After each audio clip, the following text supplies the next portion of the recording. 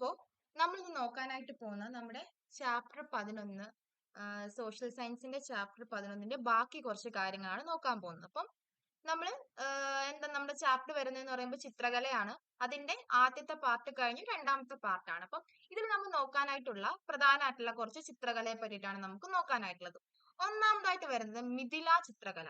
അപ്പൊ മിഥില ചിത്രകല എന്താണെന്ന് ചോദിച്ചാല് ബീഹാറിലെ മിഥില എന്ന് പറഞ്ഞ സ്ഥലത്ത് ഉണ്ടായിട്ടുള്ള ഒരു തരത്തിലുള്ള ചിത്രകലയാണ്. അതായത് അവിടെയുള്ള സ്ത്രീകളാണ് എന്ത് ചെയ്യുന്നത്, ചിത്രങ്ങളൊക്കെ നിർമ്മിക്കുന്നത്. അതുകൊണ്ടാണ് ഇതിനെ മിഥില ചിത്രകല എന്ന് പറയാനായിട്ടുള്ള കാര്യം. അപ്പം ബീഹാറിലെ മിഥില എന്ന് പറഞ്ഞ പ്രദേശത്തിലെ സ്ത്രീകൾ നിർമ്മിക്കുന്ന ചിത്രങ്ങളെയാണ് നമ്മൾ മിഥില ചിത്രങ്ങൾ എന്ന് പറയുന്നത്. അപ്പം ഇതിന്റെ പ്രത്യേകത എന്താന്ന് വെച്ചാൽ ഇവര് നിറങ്ങളും അത് മാത്രമല്ല മണ്ണ്, പച്ചക്കറികളുടെ നിറം ഉണ്ടല്ലോ, പച്ചക്കറികളുടെ നിറം അതൊക്കെ ഉപയോഗിച്ചാണ് അവർ എന്ത് ചെയ്യുന്നത്, ഈ മിഥില ചിത്രങ്ങൾ ഉണ്ടാക്കുന്നത്.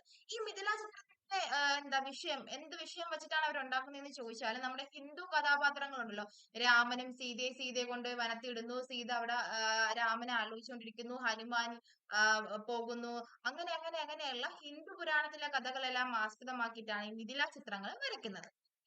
ഒന്നാമതായിട്ടുള്ള നമ്മുടെ മിഥില ചിത്രങ്ങൾ എന്ന് പറയുന്നത്. രണ്ടാമത് നമുക്ക് നോക്കാനായിട്ട് പോകുന്നതെന്ന് വെച്ചാൽ എന്താണ് ഒറീസ പട ചിത്രങ്ങൾ. ഒറീസ പട ചിത്രങ്ങൾ എന്ന് പറയുമ്പോൾ നമുക്കറിയാം എവിടെയായിരിക്കും ഇത് ഉണ്ടാകുന്നത്, ഒറീസ എന്ന് പറഞ്ഞ സ്ഥലത്തായിരിക്കും.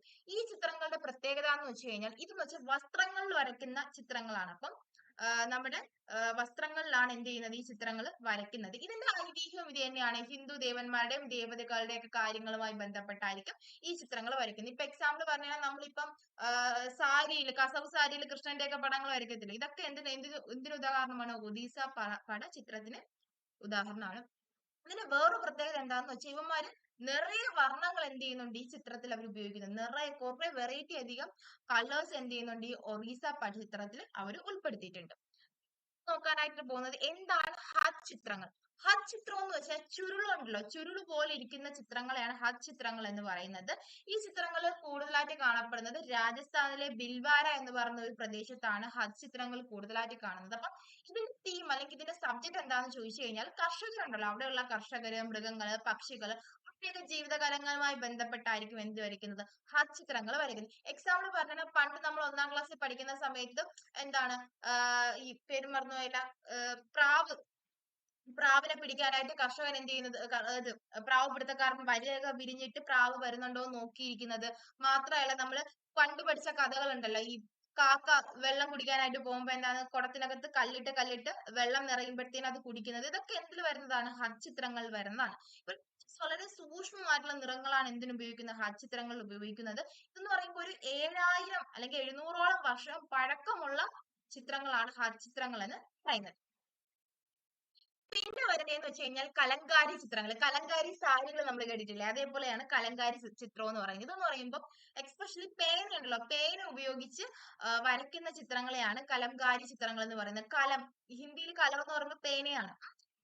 മെയിനായിട്ട് ആന്ധ്ര ആ ഒരു ഭാഗത്താണ് ഈ കലങ്കാരി ചിത്രങ്ങൾ കാണുന്നത്. അപ്പം ഇതിന്റെ എന്താ ഇതിന് ഇവർ ഉപയോഗിക്കുന്ന നിറങ്ങൾ എന്ന് ചോദിച്ചു കഴിഞ്ഞാൽ പച്ചക്കറി, ചായം, പിന്നെ അതേപോലെ തന്നെ തുണിത്തരങ്ങളൊക്കെ വെട്ടിയിട്ടൊക്കെയാണ് അവർ എന്ത് ചെയ്യുന്നത്, നിറങ്ങൾക്ക് പകരം ഉപയോഗിക്കുന്നത്. പിന്നെയെന്ന് പറയുമ്പോൾ എന്താ ഇവിടെയും വിഷയങ്ങൾ എന്താണ്, ഹിന്ദു പുരാണത്തിലെ ഐതിഹ്യങ്ങൾ, രാമൻ, അതായത് രാമായണം, മഹാഭാരതം, അങ്ങനെയുള്ള കുറച്ച് കാര്യമൊക്കെയാണ് ഇതിലും വരുന്നത്. ഓക്കെ, ചിത്രമാണ് ബഡിക് ചിത്രങ്ങൾ. ബഡിക് ചിത്രങ്ങൾ എന്താണെന്ന് ചോദിച്ചു കഴിഞ്ഞാല് വളരെയേറിയ ചെലവ് നിറഞ്ഞിട്ടുള്ള ഒരു ചിത്രമാണ് ബഡിക് ചിത്രങ്ങൾ എന്ന് പറയുന്നത്. ഇതെന്ന് പറയുമ്പോൾ ഇമ്പോർട്ട് ചെയ്യുന്ന എന്താ ചിത്രങ്ങൾ, അതായത് വേറെയുള്ള രാജ്യങ്ങളിൽ നിന്ന് നമ്മുടെ ഇന്ത്യയിലേക്ക് ഇറക്കുമതി ചെയ്യുന്ന ചിത്രങ്ങളെയാണ് ബഡിക് ചിത്രങ്ങൾ എന്ന് പറയുന്നത്. ഇനി നമുക്ക് നോക്കാനായിട്ടുള്ളതെന്ന് വെച്ചാൽ ഗോൽക്കൊണ്ട കല. ഗോൽക്കൊണ്ട കല എന്താണെന്ന് ചോദിച്ചു കഴിഞ്ഞാൽ ഇതെന്ന് പറയുന്നത് നമ്മുടെ നാടോടി സാഹിത്യവും അല്ലെങ്കിൽ നാടോടി കലയുമായി ബന്ധപ്പെട്ടിട്ടുള്ള ഒരു ചിത്രകലയാണ് ഗോൽക്കൊൺ കല എന്ന് പറയുന്നത്. ഈ കലയുടെ പ്രത്യേകത എന്ന് പറയുമ്പോൾ ഇത് നയിക്കുന്നത് നമ്മുടെ സന്താൽ വർഗ്ഗക്കാരും പിന്നെ അതേപോലെ തന്നെ ഗോൽക്കൊണ്ട വർഗ്ഗക്കാരുമാണ് ഇങ്ങനെയുള്ള ഗോൽക്കോൺ കല എന്ന് പറയുന്ന ഒരു കല ആവിഷ്കരിക്കുന്നത് കേട്ടോ. അത് മിക്കവാറും നൃത്തകലയുമായി ബന്ധപ്പെട്ട ഒരു കലയാണ്.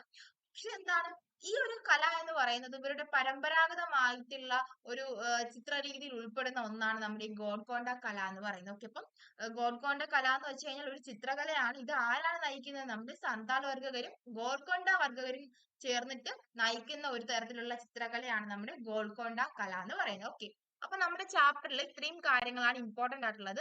പാർട്ട് 1 കണ്ടവരും പാർട്ട് 2 കണ്ടിട്ട് നിങ്ങളുടെ ഗൈഡ് നന്നായിട്ട് വായിക്കാനായിട്ട് നോക്കുക. ഗൈഡ് വായിക്കുമ്പോൾ നിങ്ങൾക്ക് കുറച്ചും കൂടി പോയിന്റ്സ് കിട്ടും. ഇതെല്ലാം ഷോർട്ട് പോയിന്റ് ആണ്. പക്ഷെ നിങ്ങൾക്ക് ഗൈഡ് വായിക്കുമ്പോൾ എന്ത് കിട്ടും? നല്ല രീതിയിലുള്ള പോയിന്റ്സ് കിട്ടും. അതുകൊണ്ടാണ് ഞാൻ പറയുന്നത് മാക്സിമം എന്ത് ചെയ്യണമെന്ന് ഗൈഡ് നന്നായിട്ട് വായിക്കണമെന്ന്. അപ്പൊ ശരി, നമുക്ക് അടുത്ത ക്ലാസ്സിൽ കാണാം.